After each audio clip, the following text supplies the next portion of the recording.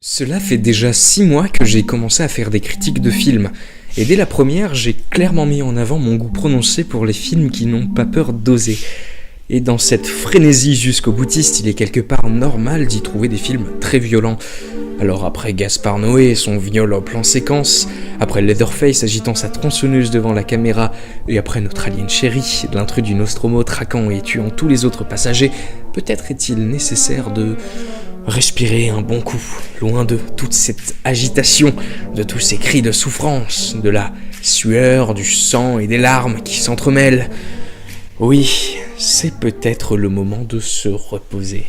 Il nous faudrait un film plus gentil, plus calme et dépaysant, qui nous donne envie de nous allonger sur une plage, à admirer l'océan. Ah, l'océan, si mystérieux, si merveilleux, si mouillé. Notre histoire commence dans un restaurant très connu de la ville sous-marine de Bikini Bottom, le Crabe Croustillant. C'est un endroit où... calme, messieurs, dames. Une seconde. C'est une zone interdite. Mais que se passe-t-il? Patience, cher client. On a un incident technique à régler. C'est tout ce que j'ai le droit de dire. J'en parlerai qu'au directeur. C'est lui, il arrive! Oui, vous l'aurez compris, aujourd'hui on va parler de Bob l'éponge carré, cette mascotte animée issue du cerveau de Stephanie Lenberg. Il a eu l'idée de créer ce personnage alors qu'il était encore professeur en biologie marine, et après avoir étudié l'animation, il a la responsabilité de créer pour Nickelodeon en 1999 la série animée que nous connaissons tous, Bob l'éponge carré.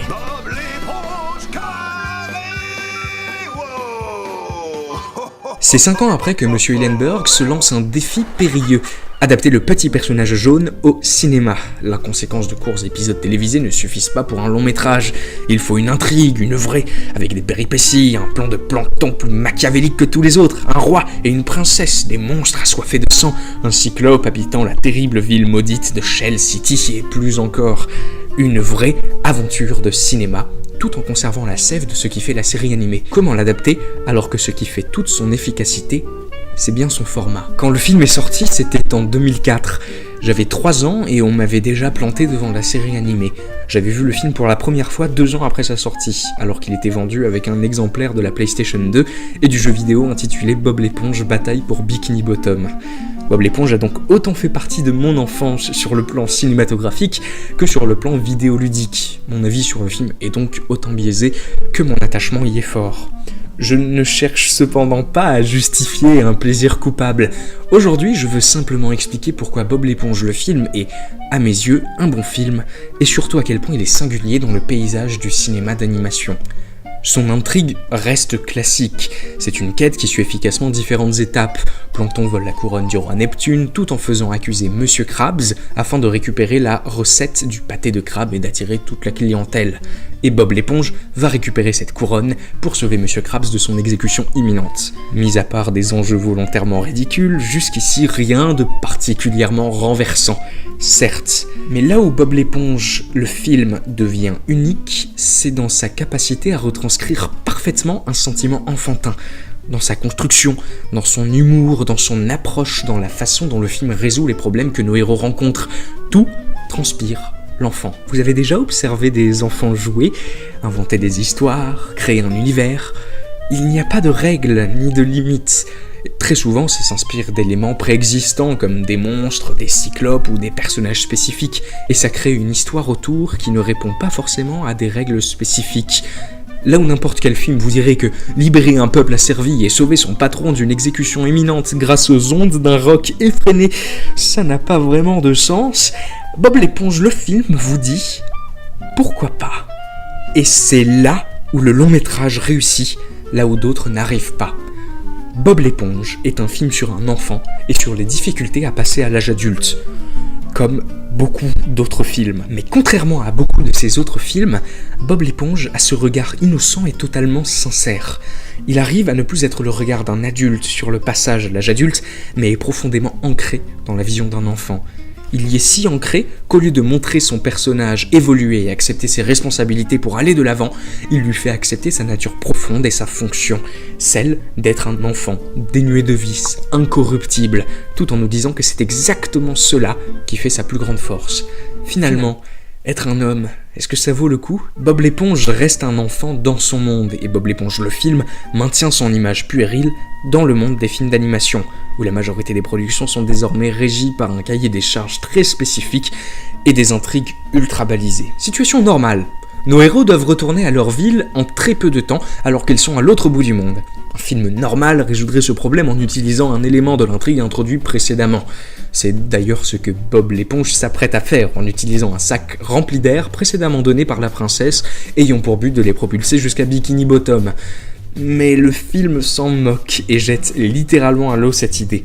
À la place, pourquoi ne pas faire apparaître David Hasselhoff de nulle part afin de l'utiliser comme jet ski pour ensuite être propulsé comme une fusée par ses pectoraux ? Oui, c'est dans le film. Des fois ça va tellement loin que je ne comprends plus rien, ce qui me fait encore plus rire. Comme là, ils sont sur le point de se faire avaler par des monstres et pour se sauver, ils... Ouais, t'assures. Mais qu'est-ce qu'ils font ?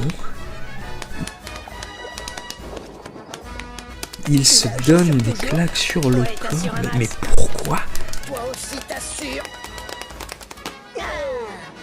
Et les monstres sont convaincus. Il est probable que les créateurs du film aient grandement été aidés par la drogue, à des fins purement professionnelles, hein, bien évidemment. Cette blague aussi, elle est aussi incompréhensible que dégueulasse. On pourrait reprocher au film d'être très pauvre en termes d'animation, et il est vrai que visuellement le film n'a rien de cinématographique, mais quelque part ça n'a aucune importance. Ça confirme encore plus son statut marginal et ça lui donne un certain charme. Le but ici n'est pas d'éduquer. Alors certes, il y a certaines morales, mais elles ne sont clairement pas le centre du film, comme la critique du consumérisme, puisque le plan du méchant consiste bien à asservir une population pour qu'elle engloutisse des kilos et des kilos de burgers. Mais le film n'a pas pour envie principale de communiquer des valeurs éthiques. C'est un géant bac à sable qui s'affranchit des règles.